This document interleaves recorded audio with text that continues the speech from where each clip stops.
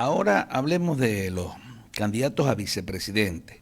Samuel, que busca a alguien que ya estuvo en el área política, como es Lupo, que manejó la economía, que tiene mucha experiencia a nivel internacional de manejo económico.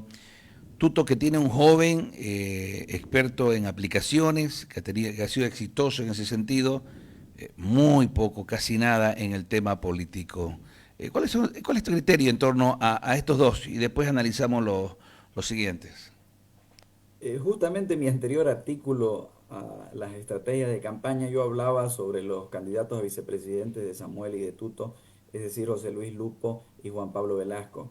Y yo tengo una posición bastante crítica, pero no es, creo que bien argumentada, no es una cuestión personal, porque creo que ambas personas pueden enriquecer la política boliviana y creo que debemos agradecerles que dan ese salto, en el caso de Lupo nuevamente, porque necesitamos gente bien formada, necesitamos gente que tenga ganas de meterse a la piscina.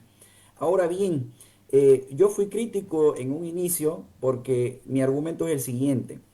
El, el- la posición de vicepresidente en la Constitución boliviana es una posición de mediación política entre el Poder Ejecutivo y el Poder Legislativo.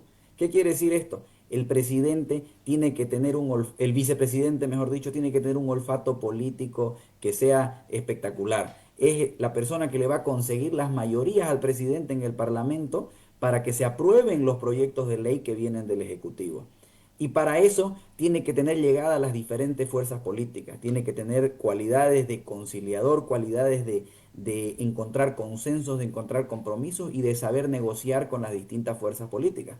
Porque no sabemos cuál va a ser la conformación del Parlamento luego de las elecciones. No sabemos quiénes van a poder formar mayoría, si van a tener que haber coaliciones entre varios partidos. Probablemente vaya a tener que haber coaliciones y para eso va a haber que conversar entre las diferentes fuerzas políticas. Y ese es el rol principal del vicepresidente. Yo decía que Juan Pablo Velasco lamentablemente no tiene experiencia en política. Toda la expertise que él tiene probablemente se podría utilizar de gran manera en el área ejecutiva del Estado, donde se necesita tecnocracia. Pero en el área política, sin experiencia, probablemente si él llegara a ser vicepresidente tendría que pasar los primeros 3 meses aprendiendo cómo funciona el Parlamento, aprendiendo cuáles son las mañas del juego político dentro de un parlamento. Y no tenemos ese tiempo para perder como país, peor en una crisis como la que nos encontramos. Y ya en el caso de Lupo, él sí tiene experiencia en el área política, pero nunca ha sido parlamentario. Yo creo que el candidato perfecto, el candidato ideal a vicepresidente, es una persona que tiene experiencia parlamentaria, que ha ejercido cargos de vicepresidencia o presidencia de alguno de los órganos del Parlamento, es decir, la Cámara de Diputados, o sea, la Cámara de Senadores. Ese es para mí el perfil ideal. Ahora bien, hay algo en política que se llama olfato, instinto.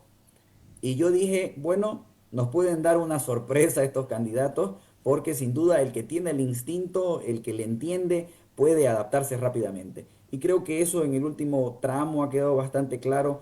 Juan Pablo todavía es novato, todavía es nuevo en la política. Como digo, sin duda puede aportar mucho, pero está aprendiendo recién. Y en el caso de Lupo hemos visto que tiene mucho más experiencia, que tiene más olfato político, que sabe más o menos dónde lanzar sus tiros, por ponerlo en algunos términos, y creo que eso le ha dado sin duda un plus a Samuel Doria Medina.